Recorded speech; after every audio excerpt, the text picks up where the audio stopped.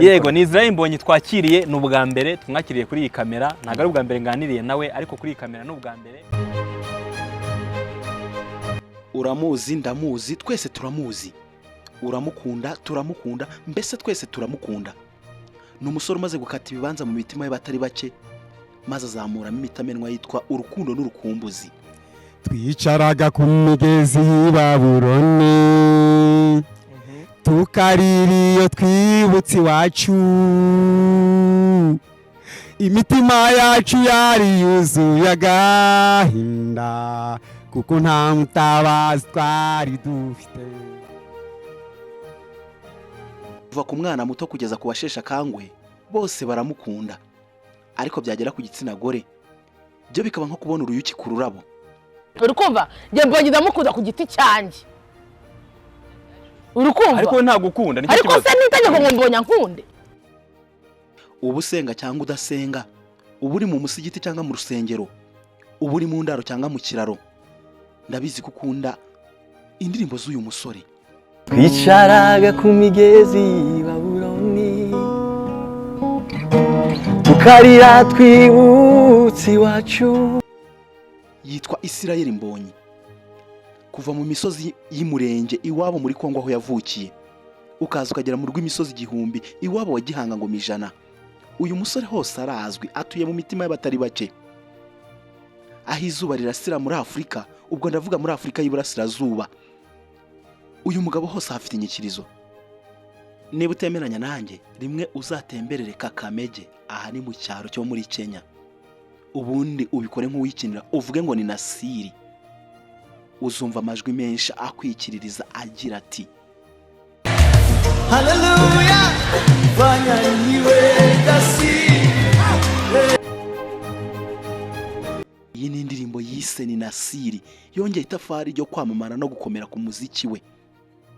Dore ko kugeza ubu abarenga miliyoni 37 bamaze kuyireba ku rubuga nsangizanyamashusho ruzwi nka YouTube.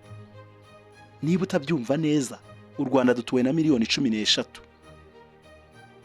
Ubwo bishatse kuvuga ko kugira ngo ubyumve neza no gufata abaturage batuye u Rwanda ukabakuba hafi inshuro 3 zose nibo bamaze kureba iyi ndirimbo. N'umusore wanyuze mu bikomeye, ariko bavuga ko yicaye ku ntebe isumba izindi mu gihugu cy'u Rwanda mu gisata cy'umuziki uhimbaza Imana. Ntiyaba ateye ibuye ku karere. Kumva indirimbo z'uyu mugabo uba umeze nk'usoma igitabo cyitwa Bibiliya, kubera amagambo yiganjemo ubwunyunyu rw'ubwenge ruhamagarira abantu kunyura mu nzira ibageza ku marembo y'umukiza. Uyu musore umaze kuzuza BK Arena inshuro 2 zose.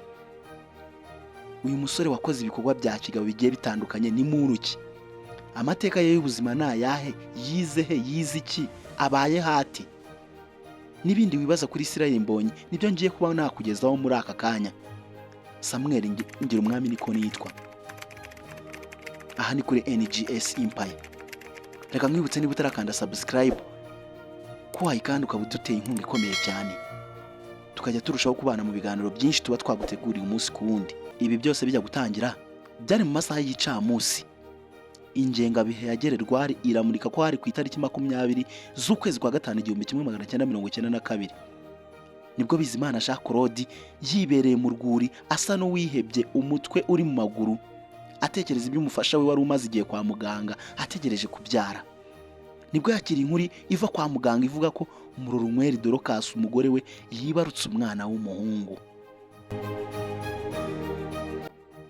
N'ibyishimo byinshi yahise asimbukira hejuru ati Mbonyi cyambo. Niko byaje kugenda, umwana bamwise Mbonyi cyambo Israel, dore ko yari we mwana w'imfura wa mbere yari yibarutse. Israel Mbonyi yavukiye mu muryango w'abana 7, abakobwa 4 n'abahungu 3. Avukira muri Repubulika Iharanira Demokarasi ya Kongo mu ntara ya Kivu y'Amajyepfo aho bita Uvira.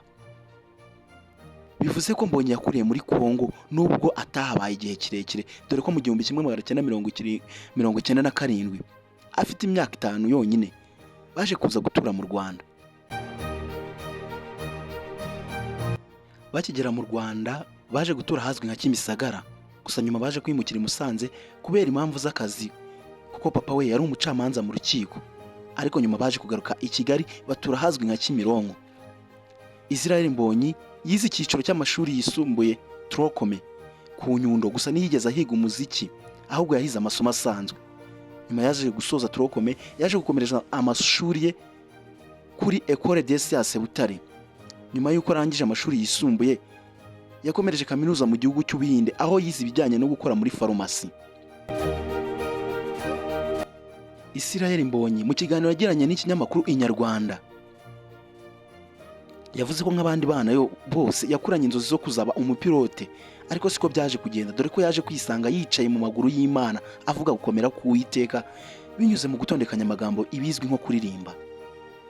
Israel Mbonyi ntiyigeze arota kuba umuhanzi, dore ko n'igihe bari bageze mu Rwanda basengeraga muri Evangelical Restoration Church kwa Apotre Masasu. Akaba yari umucuranzi mu rusengero, ariko akaba yari n'umuhanga mu kwandika indirimbo, yajyaga azandika akazama korari akaziririmba, ndetse akaba yarahimbiraga n'indirimbo korari yabarizwagamo. Israel Mbonyi yaje gufata umwanzuro wo gutangira kuririmba nyuma y'uko bihatiwe n'abantu mu mwaka w'2010. Nibwo yatangiye kujya ajya imbere y'abantu akaririmba mbere y'uko ajya kwiga mu Buhinde. Israel Mbonyi yakomeje kugenda aririmba ahantu henshi hagiye hatandukanye, abantu baza kumubwira ko bamwumva ndetse ko banamukunda kubera impano ye yihariye. Nibwo ku itariki 10 Werurwe mu mwaka w'2014 nibwo yaje gushira hanze indirimbo ye ya mbere yiswe Number 1. Akaba yaje no kuyitirira alubumu ye yaje gusohora muri uwo mwaka, yari igizwe n'indirimbo 8. Hariho iyitwaga Number 1, yankuyeho urubanza, ku migezi, nzi ibyo nibwira, ku musaraba, ndanyuzwe, hari impamvu, agasambi.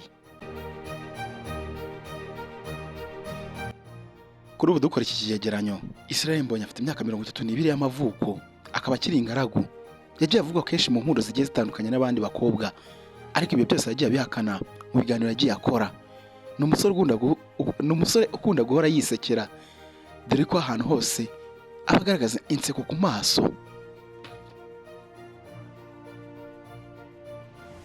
Ni umusore wanditse amateka agiye atandukanye, bigoye ko hari undi muntu wese uzayandika ukora umuziki muri iki gihugu cy'u Rwanda.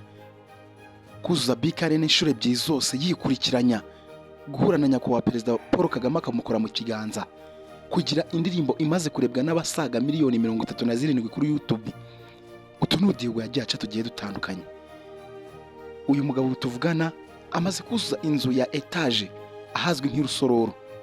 Uwavuga ko Imana ijya kumuha ntacyo yasize inyuma ntiyabeshye, kuko uyu musore mwiza yaba mu bibagaragara inyuma, dore ko no mufuka ari umusore uhagaze neza, dore ko kugeza kuri ubu ibihangano ashyira ku rubuga rwa YouTube bishobora kumwinjiriza arenga miliyoni 51 z'amadolari buri kwezi. Uyamvujishije mu nyarwanda ararenga miliyoni 60 ku kwezi kumwe. Ubwo bishatse kuvuga ko YouTube imuhenga arenga miliyoni 2 buri munsi.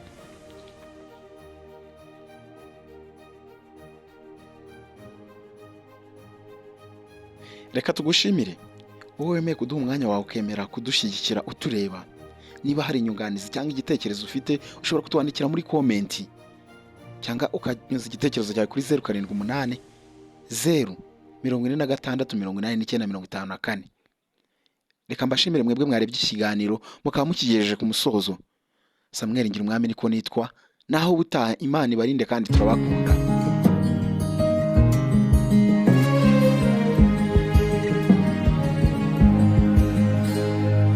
Sinazamuye ijwi ryanjye hejuru